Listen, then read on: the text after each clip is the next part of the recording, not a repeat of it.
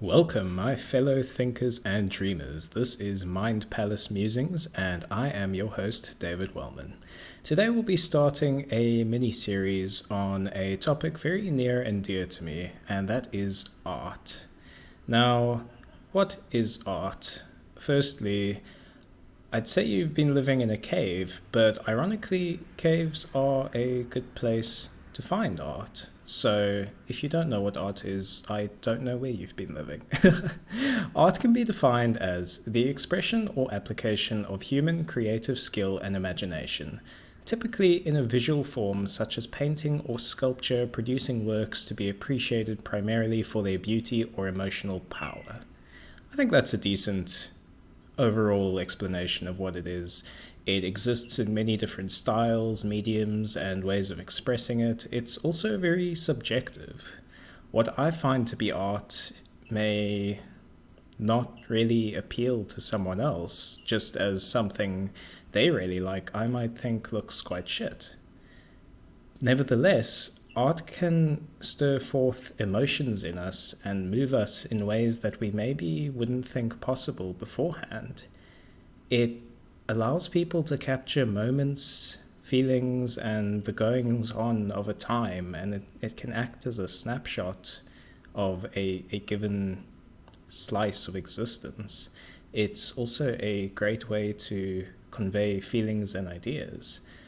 I've been dabbling in art since my earliest memories. I've always been drawing or sketching as I've grown up. You know, it's a good way to not pay attention during class. So please join me today as we begin this mini-series with the discussion that as we evolve art, it evolves our consciousness.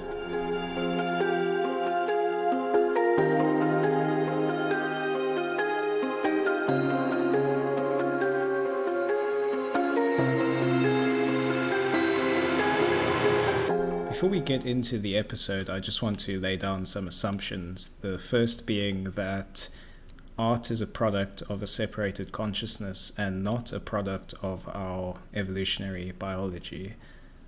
Art is also not inherent to us as humans, but rather inherent to us as conscious beings. And finally, I'm not an art critic and I have no serious background in art. I'm simply someone that enjoys it and feels its deep importance.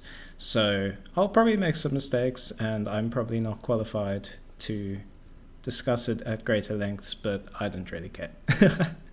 So let's get started. To put it simply and plainly, art has been around for a long ass time. Art's been around for as long as humans have been, and even earlier. There's still some debate on the matter, but it's typically accepted by the scientific and archaeological community that the oldest pieces of human art are roughly 40,000 years old, though there's also evidence of art from as far back as 70,000 years ago. Now, keep in mind that we became human, as in we evolved from hominids, roughly 200 to 300,000 years ago. Now, these are time spans that the modern human or maybe not even the modern human, just humans in general, it's very hard for us to really wrap our heads around. We get 100 if we live healthily and don't die to the myriad of other ways as we grow up. So to think that art has a history ranging back 70,000 years potentially is insane. There's even carved shells found from as old as 700,000 years, though there is debate as to whether this counts as art or not. And cave paintings from hominids and Neanderthals have been found all around the world. So if we look at prehistoric art geographically across the world, there are patterns that arise. The cave paintings all have similarities that we can compare, where these very early precursors to civilization have painted over their hands to create handprints. They've painted animals, and as art kind of evolves, it leads to things like beads and necklaces, simple statues, the like. Now, I suppose the implication here is that art has evolved in all of these separated communities in similar ways, which means it's potentially not a product of the evolution and geography of those given separated tribes. Now, sure, these patterns could have been cemented in place before humans spread across the globe, but then it's still quite remarkable that it would stay like that. So, moving on through the years, as human society has progressed, so has art. And as art has progressed, so has human society.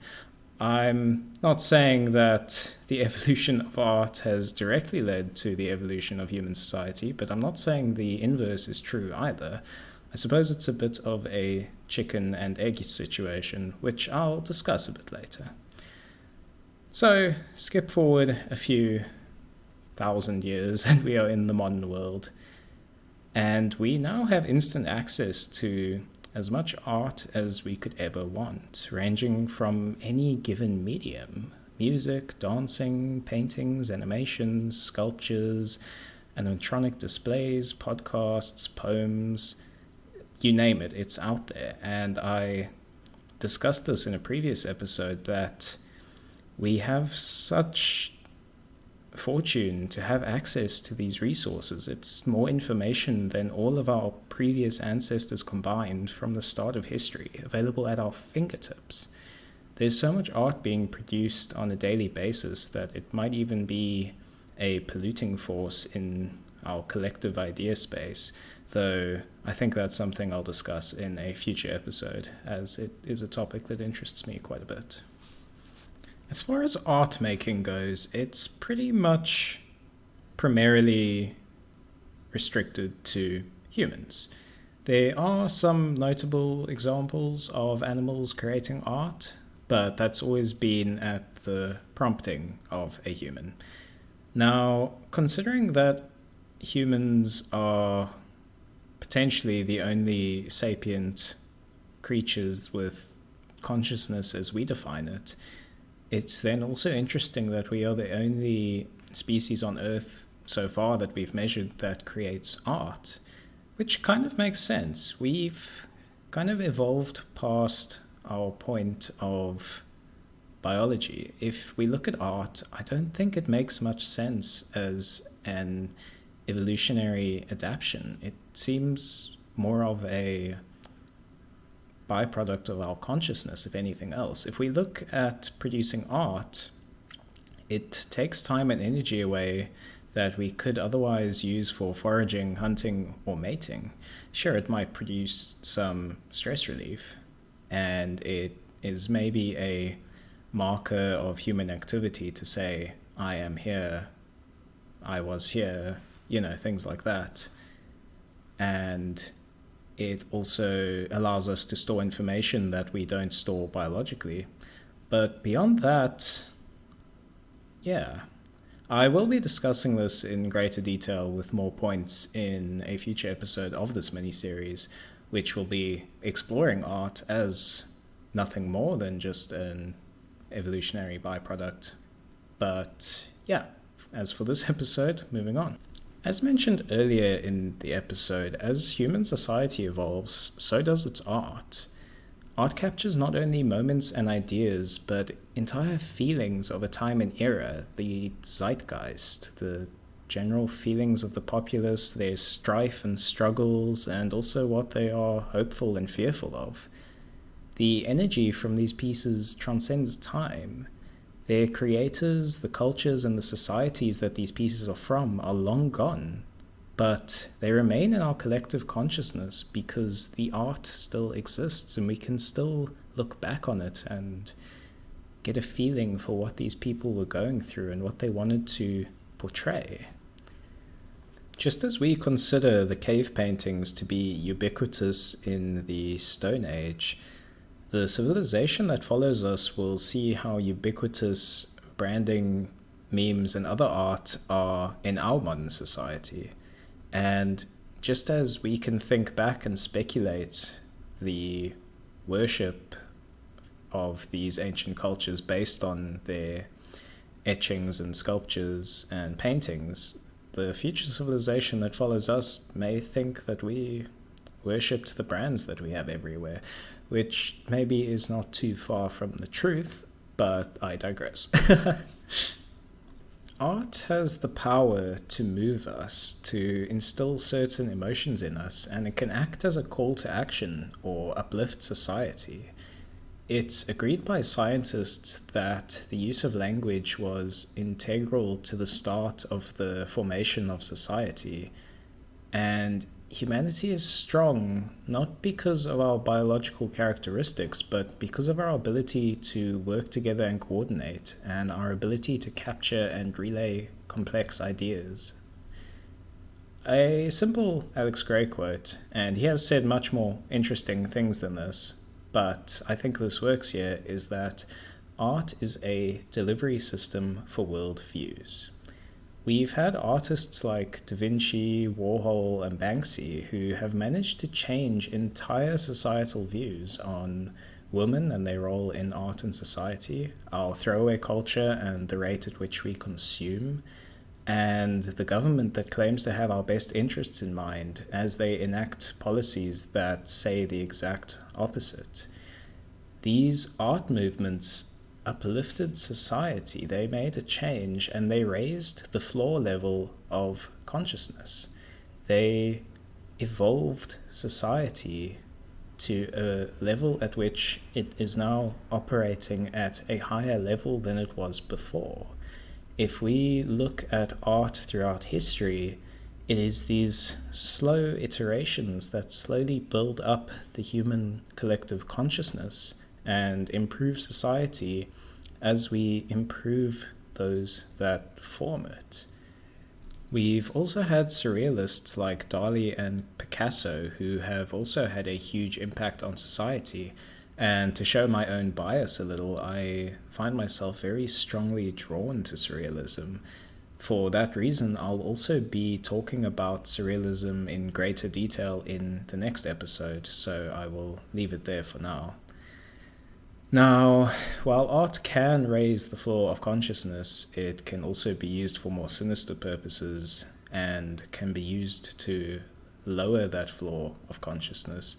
In the past, we've had vile propaganda, especially wartime propaganda, which is used explicitly to instill hate and fear, and it drives people to hate one another and to enlist to a force to go and kill those that are different to them in the name of the greater good, when obviously that's not the case. Now, just because art can be used in this way, I don't think it should ever be censored, but people should definitely be educated on the dangers of drinking too deeply into any form or piece of art.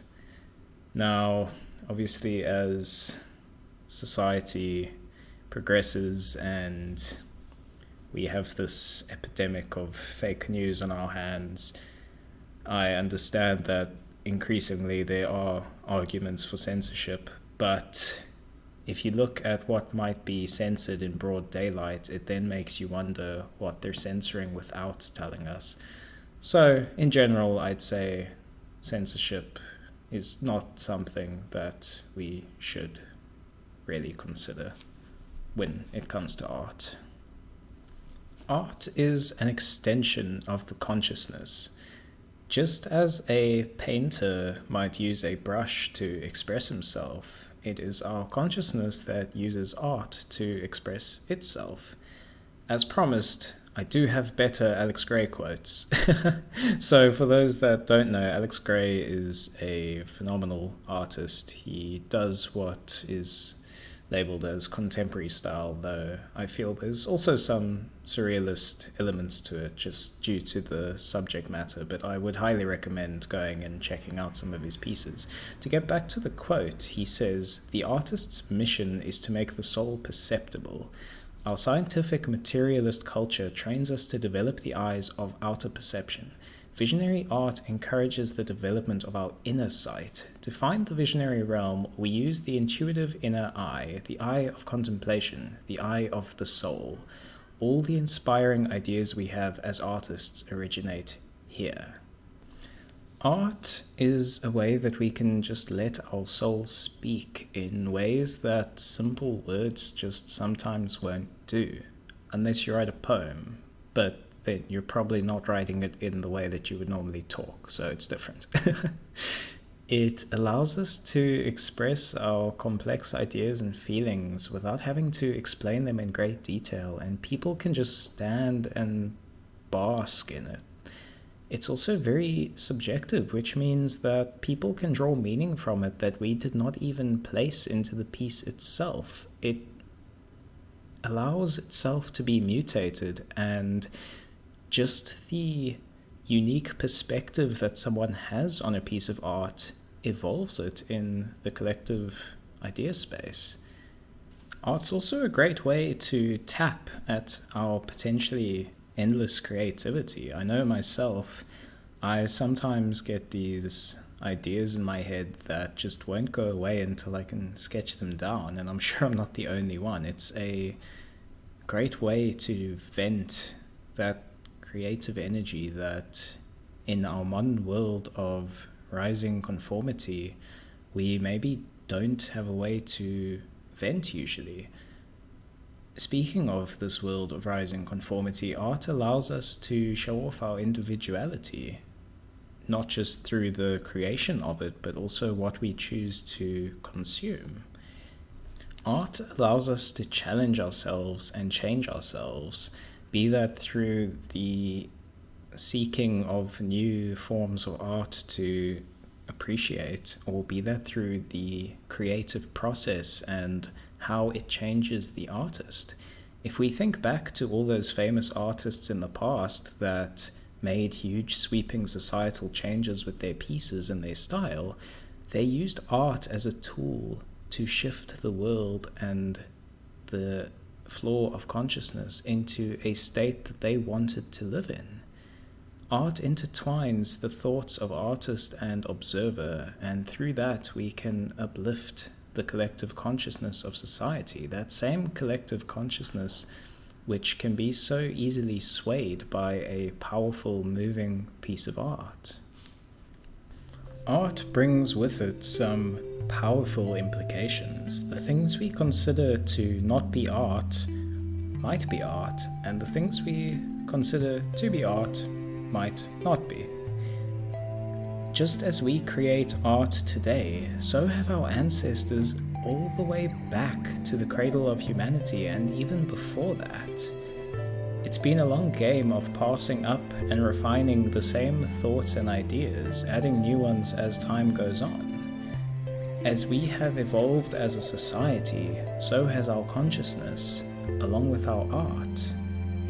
And a piece of art can become greater than ever intended, living well beyond the life of its creator, becoming something so more. Art allows us to live on in this material world well beyond our death, with our art taking on a life of its own as new people discover it and form their own opinions on it. Art can be good, it can also be bad, and not bad in the way that it's unpleasant, but rather the meaning behind it. Though the only true evil would be to censor it. Your next brushstroke, or word, or note, or key press, or movement may set off a chain of events leading to the raising of the floor of consciousness. So, if you feel the passion burning within, never give up on those dreams. Especially not if you are a hopeful Austrian art student in the early 1900s. So this was a brief exploration into art and its relationship with our consciousness, and how it can be used as a tool to evolve it.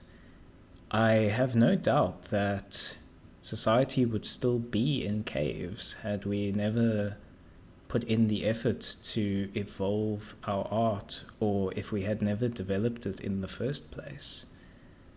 This is a topic I'm very passionate about, so as mentioned, this is the start of the miniseries, and there will be a few more episodes on it. So, my fellow thinkers and dreamers, thank you for listening. I hope you enjoyed. This has been Mind Palace Musings. I have been your host, David Wellman, and it is just so good to talk to you guys about these topics that I just so deeply enjoy, and maybe I can stir something within you that you didn't know was there, a new found appreciation for art and how it can change us and change our society for the better or for the worse. But I'll leave you to think on that. Thanks for listening.